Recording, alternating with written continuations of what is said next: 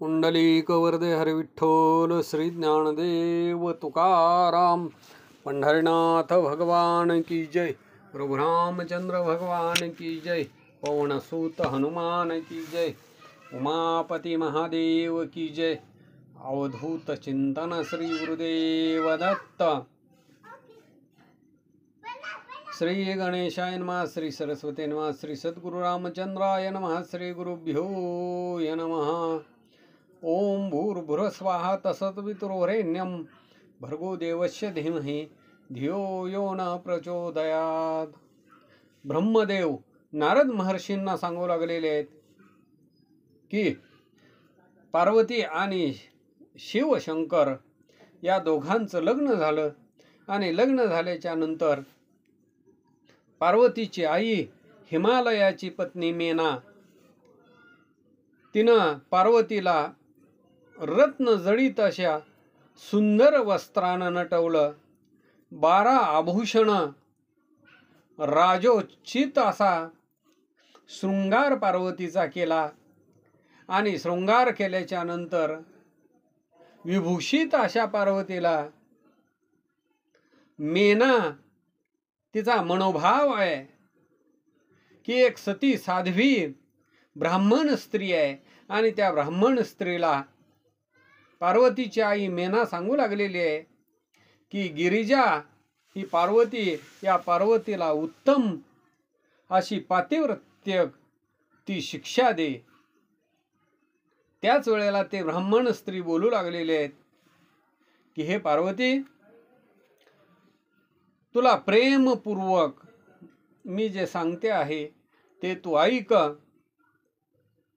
हे मी सांगणार धर्माला बढावा देण्यावाला, इहलोकामध्ये आणि परलोकामध्ये आनंद देणारे आणि जे श्रोते आहेत त्या श्रोत्यांना सुखाची प्राप्ती करणारं हे माझं बोलणं आहे।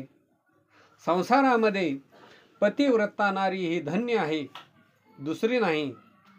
विशेष रूपानं पतिव्रता स्त्री ही सर्वांना पूजनीय आहे। पतिव्रता स्त्री सर्व लोकांना पवित्र करणारी आणि समस्त पापांचा नाश करणारी। त्याच्यामुळं हे पार्वती, जो पती आहे तो पती हाच परमेश्वर आहे असं म्हणून त्याची प्रेमानं सेवा करते।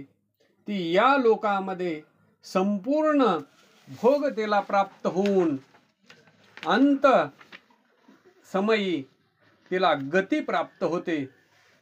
सावित्री, लोपामुद्रा, अरुंधती, शांडिल्य, शत्रुपा, अनुसया, लक्ष्मी, स्वधा, सती, संज्ञा, सुमती, श्रद्धा, मेना आणि स्वाहा अशा अनेक स्त्रिया साध्वी त्यांना म्हटलं गेलेलं आहे। या सर्व स्त्रिया पातिव्रत्याच्या बलावरती सर्व लोकांना पूजनीय तर झाल्याच, पण ब्रह्मदेव, विष्णू भगवंत आणि शिवशंकर महादेव, मुनीश्वर, ऋषी मुनी आदी करून सर्वांना माननीय झाल्या। म्हणून पती हाच भगवान आहे। त्याच्यामुळे हे पार्वती, शंकराची सतत तू सेवा केली पाहिजे। शंकर हे दीनदयाळू, सर्वांचे सेवनीय आणि सत्पुरुषांचा आश्रय आहेत। श्रुती आणि स्मृतीने सुद्धा पातिव्रत्य धर्म हा महान सांगितला गेलेला आहे। त्याच्यामध्ये दुसरा धर्मच नाही हे निश्चयपूर्वक वेद आणि शास्त्रांनी सुद्धा सांगितलेलं आहे। पातिव्रत्य धर्मामध्ये तत्पर राहणारी स्त्री आपल्या प्रियपतीचं भोजन झाल्याच्या नंतर भोजन करते। जर पती उभा असेल तर साध्वी स्त्रीनं सुद्धा उभं राहिलं पाहिजे। शुद्ध बुद्धीवाली साध्वी स्त्री प्रतिदिवस आपल्या पतीच्या झोपल्यानंतरच ती शयन करते आणि पती जागा होण्याच्या अगोदर ती झोपेतून उठते। छल कपट सोडून सतत हितकर असं कार्य करते. साध्वी स्त्री जोपर्यंत वस्त्र आणि भूषणानं विभूषित होत नाही त्यापर्यंत तिनं आपल्या पतीच्या समोर जाऊ नये. पती जर कोणत्या कार्यासाठी परदेशामध्ये गेलेला असेल तर त्या स्त्रीनं कदापि सुद्धा शृंगार करू नये. पतिव्रता स्त्री जी असेल तिनं आपल्या नवऱ्याला कधीही नावानं हाक मारू नये. पतीला कधीही कडवट बोलू नये. त्याच्या बदल्यामध्ये जरी पतीनं काही कडवे शब्द उच्चारले तरी सुद्धा तिनं काहीही कडवटपणा असा शब्दातून बाहेर पडू नये. पतीनं जर बोलावलं तर सर्व कार्य सर्व हातातील काम सोडून त्याच्या जवळ जावं आणि प्रेमपूर्वक हात जोडून मस्तक झुकवून विचारावं की हे नाथ, मला आपण कोणत्या कारणासाठी या दासीला बोलावलेलं आहे, माझ्याकडून काय सेवा हवी आहे, माझ्यासाठी कोणता अनुग्रह आहे, तो आदेश मला द्या आणि अनुग्रहित करा. असं म्हणून पती जो आदेश देईल ते काम अतिशय प्रसन्नपूर्वक हृदयानं त्याचं पालन करावं. घराच्या दरवाजाच्या समोर पतिव्रता स्त्रीनं फार वेळ उभा राहू नये. दुसऱ्याच्या घरी जाऊ नये. एखादी गुप्त गोष्ट जर माहीत पडली तर ती प्रत्येकाजवळ अशी सांगत फिरू नये. आणि जर पती देवपूजेसाठी बसलेला असला तर पूजन सामग्री न मागता सुद्धा पतीच्या हातामध्ये नेऊन द्यावी आणि पतीची आज्ञा घेतल्याशिवाय कोणत्याही तीर्थयात्रेला जाऊ नये. लोकांच्या समुदायामध्ये जाऊ नये. यात्रेला उत्सवामध्ये जाऊ नये. त्याच्यापासून दूर राहावं. जी स्त्री तीर्थयात्रेला जाऊ इच्छिते तिनं आपल्या पतीच्या पाय धुतलेलं पाणी ते ग्रहण करावं. त्याच्यामध्ये सगळी तीर्थ क्षेत्र आहेत याच्यामध्ये कुठलाही संशय नाही. पतिव्रता स्त्री पतीचं उष्ट अन्न परम प्रिय भोजन म्हणून तिनं ग्रहण करावं. पती जो देईल त्याचा प्रसाद म्हणून त्याला शिरोधार्य म्हणावं. देवता, पितर, अतिथी, सेवक वर्ग, गाय तथा दारामध्ये आलेला जो भिक्षुक आहे त्यांना अन्न द्यावं. पतिव्रता धर्मामध्ये तत्पर राहणाऱ्या गृहदेवीनं घरामधली जी सगळी सामग्री आहे ती सुरक्षित ठेवावी.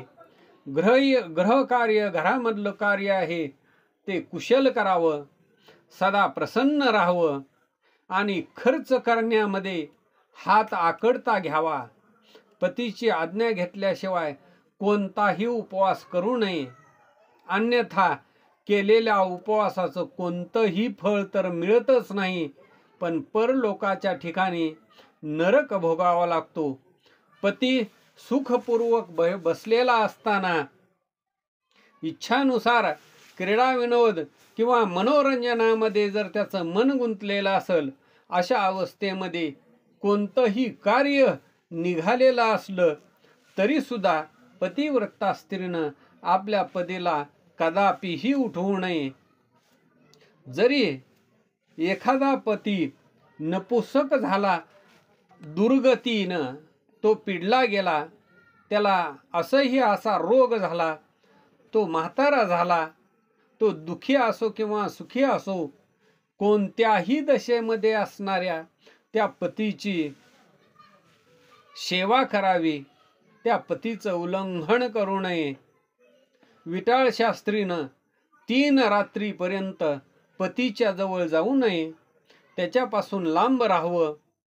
ज्यापर्यंत स्नान करून शुद्ध होत नाही तोपर्यंत पतीच्या जवळ जाऊ नये. गाय आणि अग्नी यांना 3 दिवस स्पर्श करू नये. त्याच्यानंतर चांगल्या पद्धतीनं स्नान केल्यानंतर आपल्या पतीचं मुख पाहावं. दुसऱ्या कुणाचंही मुख चौथ्या दिवशी कदापिही पाहू नये. मनातल्या मनामध्ये चौथ्या दिवशीचं स्नान केल्याच्या नंतर पतीचं चिंतन करावं किंवा मग सूर्याचं तरी दर्शन घ्यावं. त्याच्यामुळं पतीचे आयुष्य मर्यादा वाढते.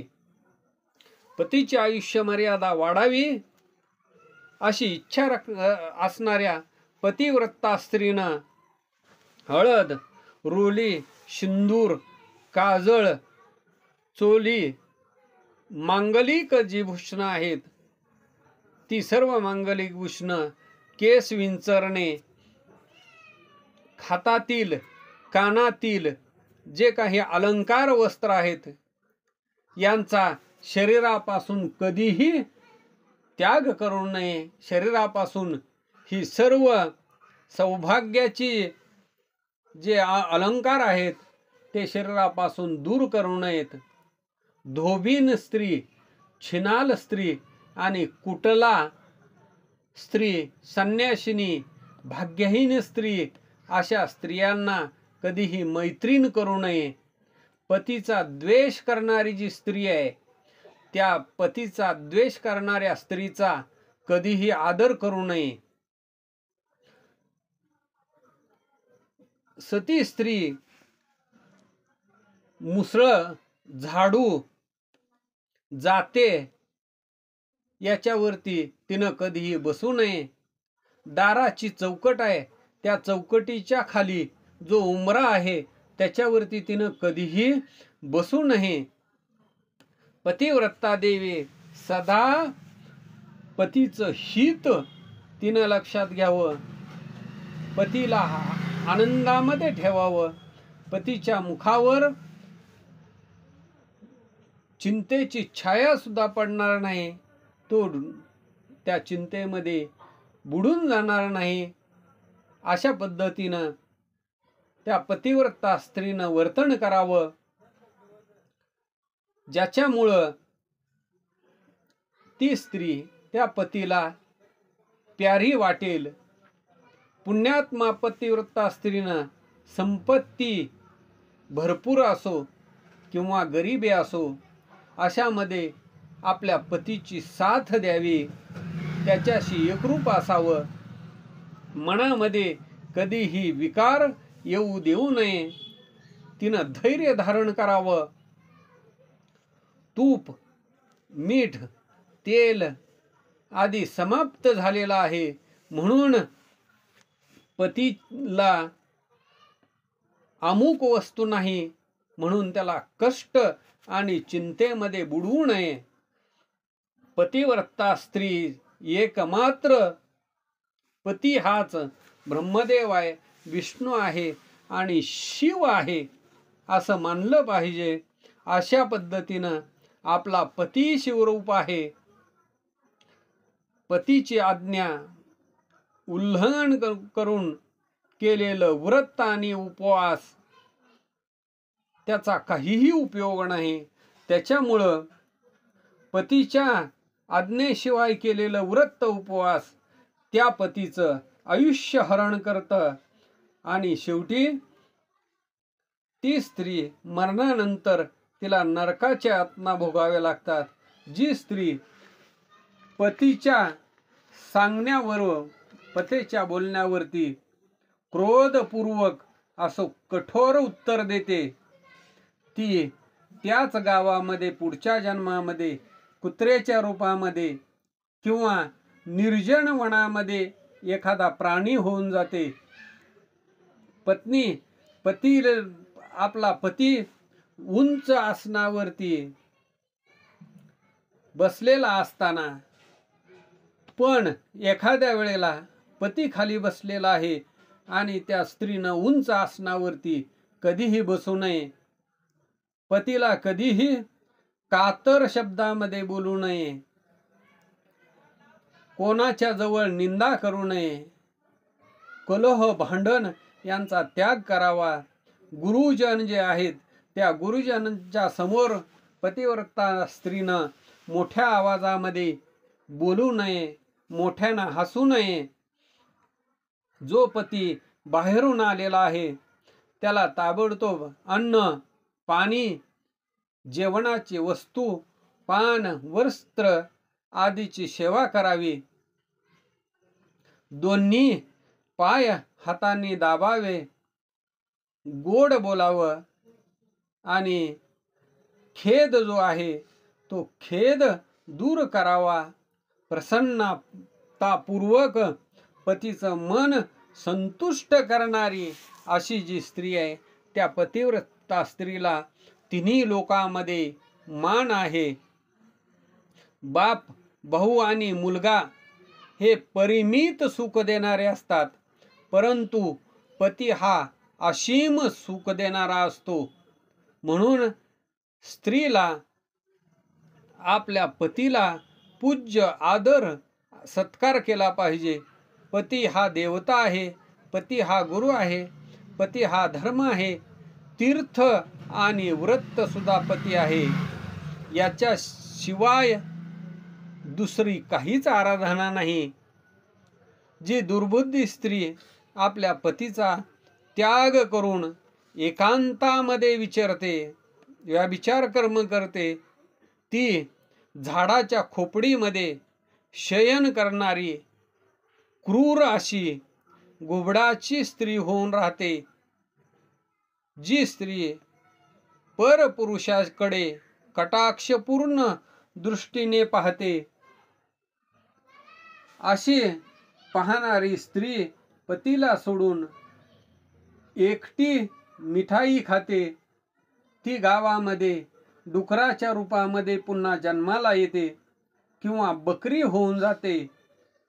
जी पतीला आरे तुरे बोलते ती दुसऱ्या जन्मामध्ये मुकी होऊन जाते. जी सवत आहे त्या सवतीची सदा ईर्ष्या करणारी ती दुसऱ्या जन्मामध्ये दुर्भाग्यपूर्ण होते.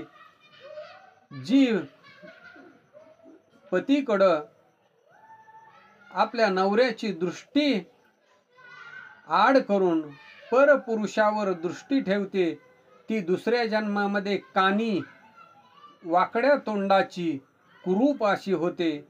जसं निर्जीव शरीर तत्काळ अपवित्र होतं तशा पद्धतीनं पतिहीन नारी भली भ्रांती स्नान केलं तरी सुद्धा अपवित्र होऊन राहते. लोकांमध्ये तीच एक माता धन्य आहे, जगन्माता जन्मदाता पिता धन्य आहे आणि तोच पती सुद्धा धन्य आहे ज्याच्या घरामध्ये पतिव्रता देवी वास करते. पतिव्रतेच्या पुण्यानं आईचं जे कुळ आहे म्हणजे आजोळाचं कुळ, वडिलाचं कुळ आणि पतीचं कुळ अशा तीन कुळांचा उद्धार पतिव्रता स्त्रीमुळे होतो. आणि स्वर्ग लोकामध्ये आईचं, वडिलाचं आणि पतीचं कुळ तिन्ही कुळांना सुखाची प्राप्ती होते. जी दुराचारी स्त्री आपलं शीलभंग करते ती आपल्या आईचं कुळ, बापाचं कुळ आणि पतीचं कुळ तिन्ही कुळांना खाली घालते आणि इहलोकामध्ये आणि परलोकामध्ये स्वतः दुःख होऊन सर्वांना दुःखाला प्राप्त करते. पतिव्रता स्त्रीचा पाय ज्या ठिकाणी पृथ्वीला स्पर्श करेल त्या त्या ठिकाणची भूमी ही पापहरणी होऊन पवित्र आणि पावन होऊन जाते. भगवान सूर्य, चंद्र तथा वायुदेव हे सुद्धा पवित्र होण्यासाठी पतिव्रता स्त्रीचा स्पर्श इच्छितात, तिची दृष्टी इच्छितात. पाणी सदा पवित्र होण्यासाठी पतिव्रतेच्या स्पर्शाची आशा करते. पतिव्रतेचा स्पर्श त्याचा अनुभव करतो आणि तेच पाणी सांगतं की माझं जे जडत्व आहे या पतिव्रतेच्या स्पर्शानं नाहीस झालं आणि मी पवित्र झालो. पत्नी असल्याशिवाय गृहस्थ आश्रम म्हणजे संसार नाही. पत्नी असल्याशिवाय सुख नाही. पत्नी असल्याशिवाय धर्माच्या फळाची प्राप्ती होत नाही. आणि पत्नी असल्याशिवाय मुलबाळामध्ये वृद्धी होत नाही. घर आणि घरामध्ये आपलं रूप आणि लावण्य याच्यावरती गर्व करणारी स्त्री नसून पतिव्रता स्त्री ती विश्वनाथ शिवशंकर महादेव यांची भक्ती करणारी असावी आणि त्याच्यामुळंच तिला पतिव्रता पण प्राप्त होतं. पत्नीच्या योगे करूनच या लोकामध्ये आणि परलोकामध्ये विजय प्राप्त करता येतो. ज्या पुरुषाला पत्नी नाही त्याला देवयज्ञ करता येत नाही. पत्नीशिवाय पितृयज्ञ करता येत नाही आणि पत्नी असल्याशिवाय अतिथी यज्ञ करण्याचा तो अधिकारी होत नाही. म्हणून वास्तवामध्ये गृहस्थ तोच आहे ज्याच्या घरामध्ये पतिव्रता स्त्री आहे. दुसरी स्त्री तर पुरुषाला आपला जो ग्रास भोग्य बनवते. जसं जरावस्था एवं राक्षसी, जसं गंगा स्नान करण्यानं शरीर पवित्र होऊन जातं आणि तशा प्रकारानं पतिव्रता स्त्रीचं नुसतं दर्शन झालं तरी सुद्धा तो व्यक्ती पवित्र आणि पावन होतो. पतीला इष्टदेव मानणारी सती नारी गंगेसारखी पवित्र असते. गंगेमध्ये आणि तिच्यामध्ये कोणताच भेद नाही. पतिव्रता आणि तिचा पतिदेव म्हणजेच पार्वती आणि शंकर यांच्या समान आहेत. विद्वान मनुष्य त्या दोघांचं पूजन करतो. पती हा प्रणव आहे आणि नारी ही वेदाची ऋचा आहे. पती तप आहे तर स्त्री ही क्षमा आहे. स्त्री ही सत्कर्म आहे तर पती हा तिचा फल आहे. त्याच्यामुळे हे पार्वती सती नारी ही तिच्या पती आणि पत्नी दोघजण दंपती धन्य आहेत.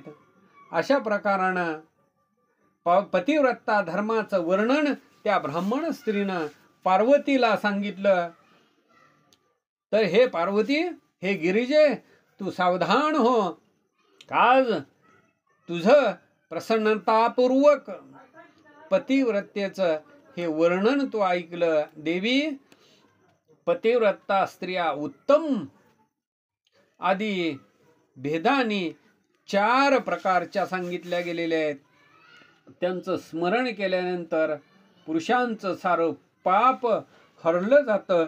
उत्तम, मध्यमा, निकृष्टा आणि अतिनिकृष्टा असे 4 भेद पतिव्रतेचे सांगितले.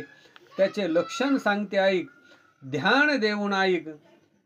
जिचं मन सदा स्वप्नामध्ये सुद्धा आपल्या पतीलाच पाहतं अशी एक.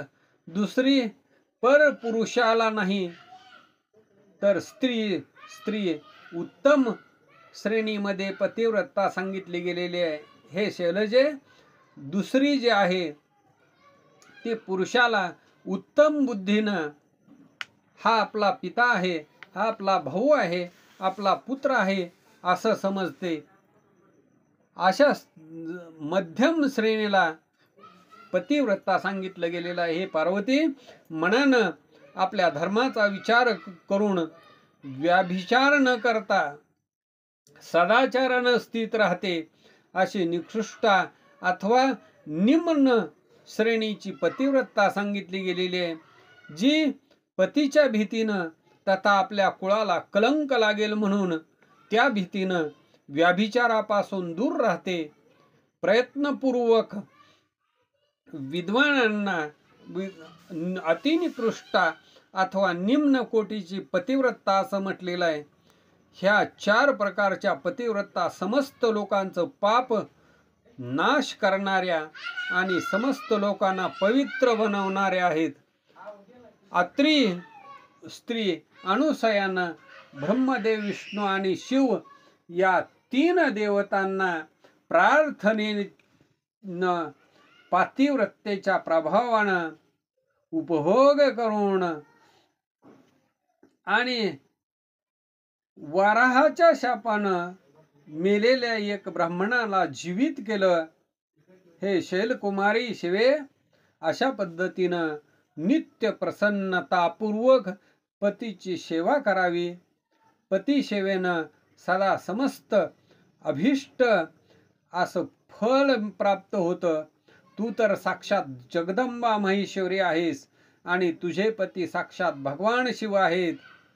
त्याच्यामुळं चिंतन मात्र करणाऱ्या स्त्रियांना सुद्धा पतिव्रतापण प्राप्त होतं. देवी, तुझ्या समोर सर्व काही सांगायचं प्रयोजन नव्हतं, परंतु आज लोकाचारासाठी लोकांना माहीत होण्यासाठी मी हा सती धर्माचा उपदेश तुला दिला गेलेला आहे. पुंडलिक वरदे हरी विठ्ठल श्री ज्ञानदेव तुकाराम. पंढरनाथ भगवान की जय. उमापती महादेव की जय. अवधूत चिंतन श्री गुरुदेव दत्त.